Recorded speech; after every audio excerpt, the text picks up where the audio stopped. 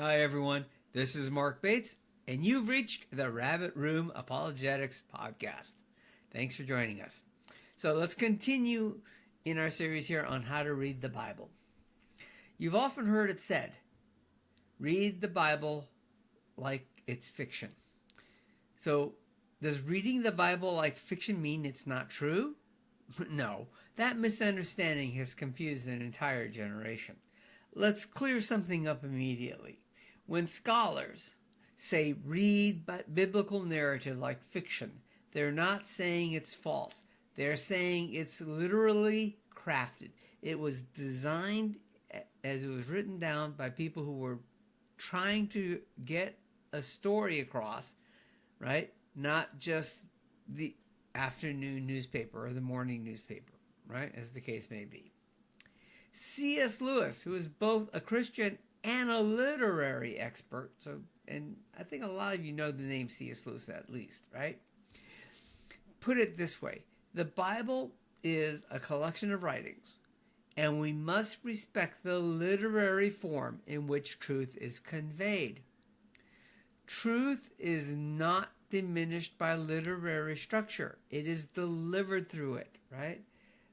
Look at the structure to try and read the intent of the author. Okay, so let's talk about narrative as art, right? So it starts with biblical narratives use plot, dialogue, tension, and repetition. You'll see this throughout the Bible. This is not accidental, right? You don't normally see things like plot and dialogue in a newspaper story, but you do see it throughout the Bible. And that is because it's how we communicate, and it's how meaning is communicated. The biblical authors are not writing a science story, or they're not writing a history book. They're telling you a theological story, and they need to communicate it. So here's Robert Alter again, one of my favorite academics. The Hebrew Bible displays a remarkable mastery of narrative art. The example is David and Goliath. Most people read this as be brave like David, right? A lot of pastors will tell you that's what it is. But that's not the point. This is a representative king defeating chaos, a foreshadowing of Messiah, and a theological statement about God's power. Let's talk about the Second Temple perspective in all this. So Second Temple readers didn't flatten stories. They didn't try to read it like it was a newspaper article, right? They saw patterns. They looked for patterns, in fact. They looked for echoes. They looked for typology, right? And a lot of the commentary from the Second Temple period time will talk about things like patterns and typology and how it echoes other.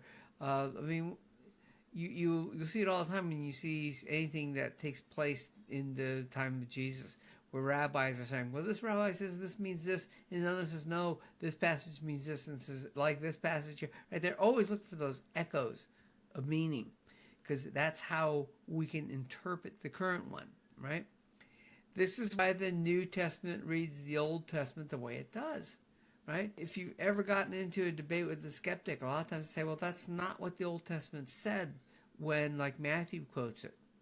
Or if you get into conversations with maybe some Jewish people who says, well, that's not what Isaiah says. Well, actually it is, okay? It's the context. And they're using a 20th century rabbinic context, not a Second Temple period context. Okay, so in addition to that, we've got to bring in the divine counsel. These stories that we're reading in the Bible often reflect cosmic realities, even if we don't see them. They are there. Dr. Michael Heiser, one of my favorite academics. The biblical writers assumed the supernatural worldview. It was their context. And always try to read their context into this. Not everything has a supernatural worldview, but everything has the context of an author. You have the context of the author, you have the context of the audience he was writing to. Okay? So when you read narrative, you're not just reading history. You're reading theology in story form. Let's keep that in mind. So one of the things that people would always do when reading fiction is they may not write down notes, but they would take little mental notes. Oh, he mentioned this character did something in chapter 1, and it doesn't come into the story until maybe chapter 7 or chapter 8, right? Like much farther on.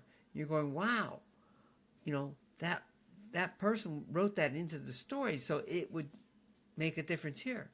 I mean, one of my favorite examples of this, you may not be familiar with The Hunt for Red October, but the guy who wrote The Hunt for Red October, the book, right? He has Jack Ryan showing up on an English aircraft carrier. If you've only seen the movie, it's an American aircraft carrier in the movie, right? But he shows up on an English aircraft carrier trying to get out to the sub.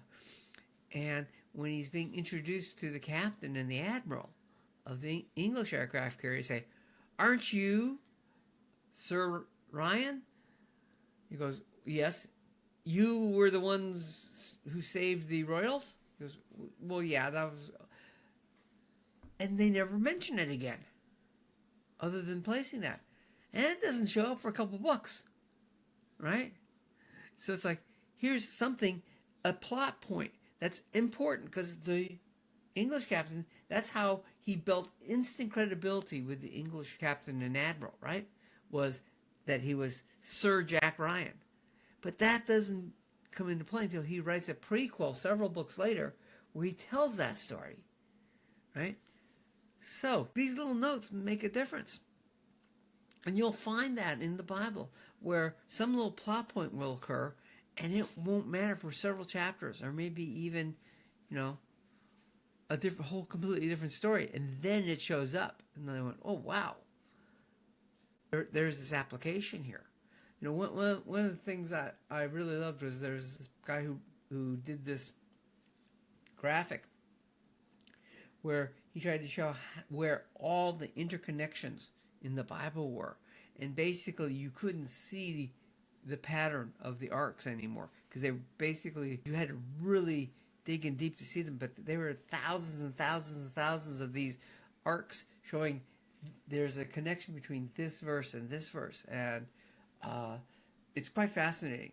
And you always want, that's why a good study Bible will show you little notes that when you're reading this, go back somewhere else and you'll see that. So here is an example. I'm looking for one. I didn't even plan to do this. You'll excuse me.